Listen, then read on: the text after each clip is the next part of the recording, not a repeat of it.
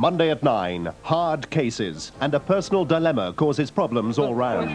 Some people in this country discriminate against gay people at work. We're trying to change that. That can only be for the good. But not everyone's convinced. Yesterday, John Wayne. Today, the gay cavalier. Shall we go? No, it's not on. I'm responsible for the boy, and I'm not risking leaving him with a... Just come into my office with me, please. Just keep your bloody hands off me. Tough drama in Hard Cases. Monday at 9 on TVS.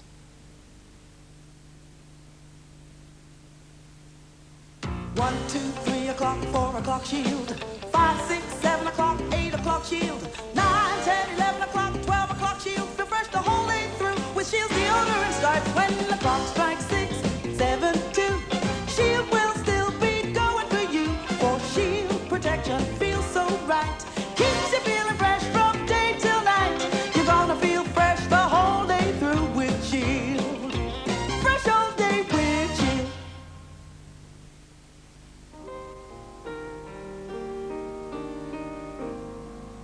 Anyone can save with an insurance company.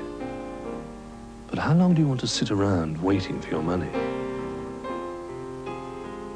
With Commercial Union, you have a choice. You can save for your retirement or for much earlier in life.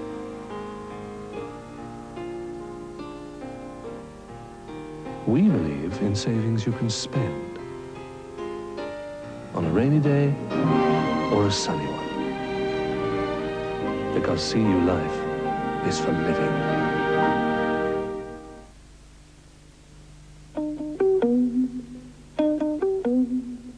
I'd like a separate section now. A different subject every day. It's good the way the views are separate from the news. I like the TV preview page. I like the extra page of sport. Guest writers are a good idea. I like the new typography. There's what's on here, what's on there. I really like the layout. The New Guardian.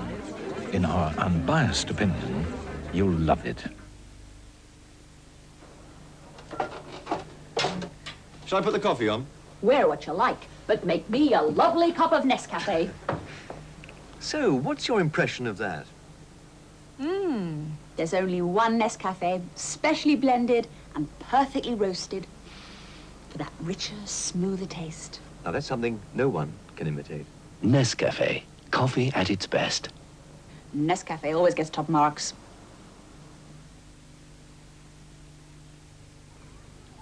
If I use all my Heinz baked beans, will I grow up to be famous? Why not? You've got your mother's charm, your mother's talent, your father's nose.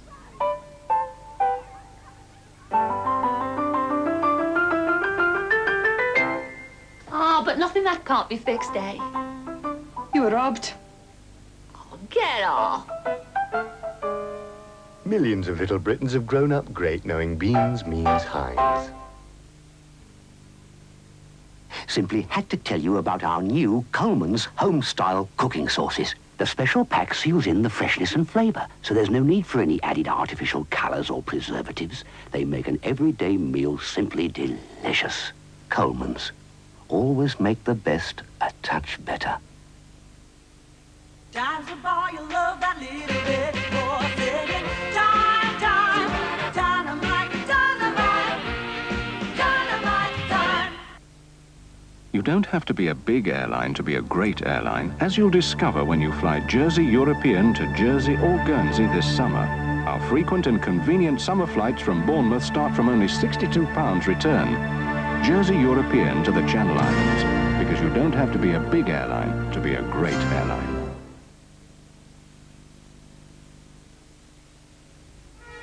Blue Watch, reporting for duty soon in London's Burning, the series. Tonight at 9:30, Small World. There's amour in Amsterdam with an encounter for Zap. Delicious, Martin.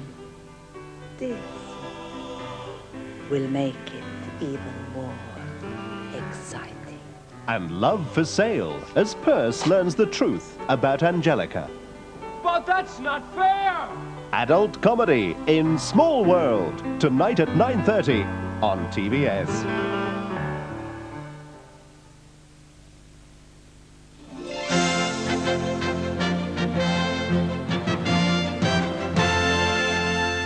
You're watching TVS. Now at 9:15, we're going over to the studios of ITN for the news with Trevor MacDonald.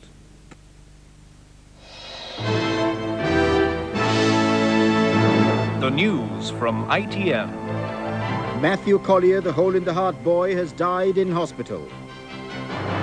The Duke and Duchess of York remember the RUC dead in Belfast. Air traffic controllers pass a vote of no confidence in their boss. And in New Zealand, Graham Dilley sets up an England victory.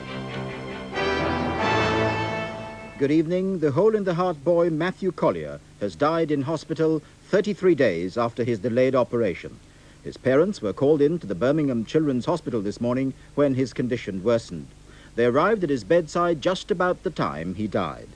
His operation had been put off 3 times, though his doctor said the delays didn't contribute to his death. But tonight the Labour MP, Mr. Robin Corbett, said Matthew's parents would never know if an earlier operation would have saved his life. Matthew was a very sick boy by the time he had his surgery a month ago. Because his heart couldn't pump blood properly, he was severely underweight. Even a small amount of exercise left him breathless and blue. His mother Pat said he fought for his life after the operation, but his kidneys failed. Although he was able to breathe on his own before he died, a blood infection left him with brain damage. The doctors said the delays hadn't caused his death. Although technically satisfactory, the post-operative period was complicated by kidney failure, followed by a serious blood infection. The latter resulted in a gradual deterioration over the past fortnight. A member of the family said Matthew's parents were devastated. Barry's in a terrible condition, and Pat has totally collapsed. The doctor's been called to both of them. They've both been given sedation. Birmingham Children's Hospital remains desperately short of intensive care beds. The local MP tonight called for action. I want Mrs. Thatcher to act like a mother and put herself in Mrs. Collier's position and get hold of the Secretary of State and insist that he provides the money to open the beds which are closed in Birmingham so that these operations can be carried out. There are 111 children on this heartbreak list, and it's intolerable. The death of Matthew Collier has served again to highlight the lack of facilities here. Tonight there are 5 children waiting in the hospital for their cardiac surgery. And throughout the West Midlands, there are more than 100 infants waiting for their operations. Infants like 17-month-old Lee Alsop. His operation at the Children's Hospital has been cancelled 3 times in the past 2 months. Half the weight of a healthy child, Lee needs major heart surgery. Doctors hope to admit him this Tuesday, if there's a place in intensive care. You live on your nerves from day to day, you know. You get up and wondering if he's still going to be with us, because, he does desperately need the operation. It's very distressing, very, very worrying. It's heartbreaking to see him suffer like this. His parents say they can see the deterioration in his health. The doctors say he's not yet critically ill, but the Alsops are afraid he may become as weak as Matthew Collier. Mark Webster, ITN, Birmingham. The Duke and Duchess of York, on a secret visit to Northern Ireland, have been paying their respects to members of the Royal Ulster Constabulary killed during the Troubles. At a cathedral service in Belfast, the Duke unveiled a stained glass window dedicated to the RUC. Security is always a priority when royalty's in Ulster. Today, the high profile at St Anne's Cathedral, as the Duke and Duchess arrived, was a poignant reminder of the terrorist campaign that's claimed so many police lives. The royal couple were guests of honour at a service to remember those police officers who've died while serving in the Royal Ulster Constabulary. After being welcomed by the Chief Constable, Sir John Herman, they were greeted, most unusually, by applause as they made their way through hundreds of relatives of the dead. The Duke had this message for them. I'm sure this ceremony will have a special meaning for those who have lost colleagues or loved ones through the continuing campaign of violence. In the present terrorist campaign alone, the number of RUC lives lost stands at 252. The Duke unveiled a commemorative stained glass window to the dead, and the Duchess presented the Police Federation here with their new royal coat of arms. The service was conducted by both Protestant and Roman Catholic clergy. Police from all over the UK and the Irish Republic were present. Many in the congregation were the widows of policemen murdered by the IRA. One of them was Mrs. Anne Ferguson. My husband went out on duty and didn't come back again. He was shot while on patrol with another colleague. They were both shot by terrorists. I feel it's only right that my husband and all the other men and women who have died should be honoured. As the Duke and Duchess left the cathedral, an RUC Guard of Honour lined up. Across the road, some well-wishers gave them Valentine's flowers. You're welcome. Earlier, they were presented with Aaron sweaters at a County Down prep school. The headmaster is one of the Duke's old teachers. They visited the gymnasium, where the Duchess put Ulster Secretary Tom King through his paces with a game of table tennis. On St. Valentine's Day, the Duchess found an admirer in a 4-year-old boy who gave her a card and a private message. But whatever was written on the card, Prince Andrew wasn't to find out. John Draper, ITN, Northern Ireland. Britain's air traffic controllers have passed a vote of no confidence in Mr. Keith Mack, the head of the country's air traffic control system. They've also called for an urgent meeting with the Transport Secretary, Mr. Paul Channon, to discuss grievances about air safety. Delegates representing 95% of Britain's air traffic controllers passed a vote of no confidence in their national manager, Mr. Keith Mack, saying he simply was not listening to their grievances over safety. This move by the controllers follows a series of recent aircraft near misses, including last week's incident over Kent, involving a British Airways TriStar and a Bulgarian Tupolev 154. The controllers are now insisting on 3 measures vital to safety in the skies. They say the RAF should give up part of the vast amount of airspace it commands. This airspace is underused, according to the controllers. A £4 million air traffic control simulator should be installed for training purposes at London's West Drayton Control Centre, and there should be a completely independent system of investigating near misses. The reason why there was a vote of no confidence in Mr. Mack is that in December we put the same proposals to him, and on behalf of NATS he refused to discuss them. Mr. Shannon in Parliament last Monday said he was anxious that the grievances and worries of those who were air traffic control staff should be handled, and he thought they were being handled. Well, they're not. And the obvious thing is for him to do it himself. Mr. Mack, meanwhile, said he could give no firm commitment to any of the union's demands, but meetings would take place on safety, and he had this message for the public. I can assure the public that we have been looking very carefully indeed at the flow of traffic, and we shall ensure this coming summer that controllers are not overloaded, that we shall keep the system as safe as it is possible to keep it. Nonetheless, the controllers warned there would be over 200 more aircraft movements over London this summer. Safety standards would be stretched to the limit. A man will appear in court at St Helens tomorrow, charged with murdering the missing computer operator Helen McCourt. Police in Merseyside are still searching for her body. The RSPCA say they've smashed a major dogfighting ring after a raid in West London. Police made 12 arrests after they stopped a fight near Heathrow Airport. At least 2 injured dogs were recovered.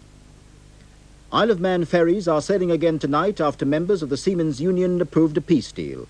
But in a separate dispute, P&O crewmen at Dover have voted to continue their strike. The Environment Minister, Mr. Michael Howard, has admitted that young people will lose out under the proposed community charge or poll tax. But he told the Young Conservatives conference in Eastbourne that the government's nerve would not fail, whatever the opposition. Many in this conference room may lose out, at least in the short term. Those of you earning money and living at home will have to pay a contribution towards the cost of local services for the first time. That may seem hard, but remember that it's the widow or the pensioner living on their own who's actually subsidizing you at the present time. The Foreign Secretary, Sir Geoffrey Howe, arrived in Moscow tonight for 2 days of talks. His discussions with Soviet leaders will concentrate on human rights and arms control. Sir Geoffrey's RAF VC-10 touched down at Moscow's VIP airport on schedule, delivering the Foreign Secretary into the full grip of a Russian winter. But Sir Geoffrey should be well prepared.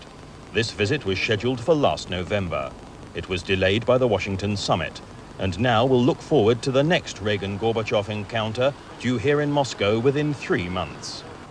Arms control is one issue which the Soviet Foreign Minister Eduard Shevardnadze is likely to press. The Soviets now want to cut long-range missiles by 50%, and not just with the Americans. They're looking to Britain and France to respond with their own nuclear arsenals. And Sir Geoffrey will raise the issue of human rights. Last year, Mrs. Thatcher handed Mr. Gorbachev a list of 20 names on which he wanted action. It's perhaps a measure of the state of British-Soviet relations that only one case now remains outstanding. Ian Glover-James, ITN, Moscow. Austria's Chancellor Franz Vranitzky says he's prepared to resign if President Waldheim doesn't clear up the controversy over his war record. In a televised interview, Mr. Vranitzky said Dr. Waldheim did not deal exactly with the truth. 5,000 people turned out in Vienna today to demonstrate against Dr. Waldheim. A quiet, well-ordered crowd listened to speeches demanding his resignation. In the American presidential campaign, the latest opinion polls show that Vice President George Bush is now trailing his arch-rival, Senator Bob Dole. Now, Mr. Bush must do well in tonight's televised Republican debate if he's to face Tuesday's New Hampshire primary with confidence. The Democratic contenders held their TV debate last night.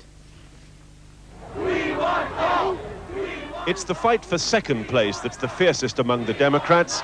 Opinion polls now give Massachusetts Governor Michael Dukakis 40% of the vote, with Congressman Richard Gephardt and Senator Paul Simon 16% each. Third place could be fatal for either, and the sparks are flying over a Simon TV commercial. Simon versus Gephardt. Who can we trust? You're really bringing into play motives, motivation, and whether or not somebody's reliable. And, you know, I think that goes over the line. I think that it is legitimate for me to say, where are you going? Which is the real Dick Gephardt? Gary Hart suggests he'll fight on whatever happens in New Hampshire, and he's found some old fire. So what's the big deal? Because where's the beef? I mean, some will go no further than Tuesday's primary. New Hampshire has within its grasp the power of life and death over my candidacy. And it's do or die for Paul Simon. He spent $6 million on the campaign and is now $600,000 in debt. When the votes dry up, so does the money. The voters here have a habit of springing surprises, and with 2 days to go, a third of them say they could still change their minds. Tim Ewart, ITN, Manchester, New Hampshire. Cricket, England have strengthened their position on the third day of the first test in Christchurch. After bowling out New Zealand for 168, England are 55 for 2 in their second innings. Graham Dilley's demolition job continued this morning. Bracewell became victim number 5. That signalled the reappearance of Richard Hadley with Martin Crowe to do his running.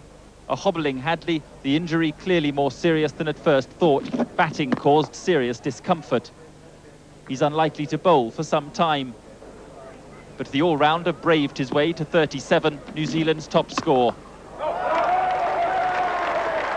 Unlike the New Zealander, Paul Jarvis has reached a bowling milestone. He picked up Smith, his first test wicket. Hadley was last to go. For Dilley, test best figures of 6 for 38. For England, a lead of 151. This time, though, Broad went cheaply. He made 20. And then the nagging Chatfield and variable pace fooled Robinson. At the close, England were 55 for 2. They've stumbled, but are still well on top. Mark Austin, ITN Sport, Christchurch. And finally, every dog has its day, and today belongs to Starlight Express, named as Crufts Supreme Champion. But the judge also got a reward for his behaviour. Starlight Express, a 3-year-old English setter, beat a record 15,000 entries to become Britain's top dog. And that's the way it looks so far this evening, but if you live in an ITV region where television goes on through the night, then from tonight, ITN will be transmitting regular news summaries, and in some areas, the ITN morning news from 5 a.m. to 6. But for now, good evening.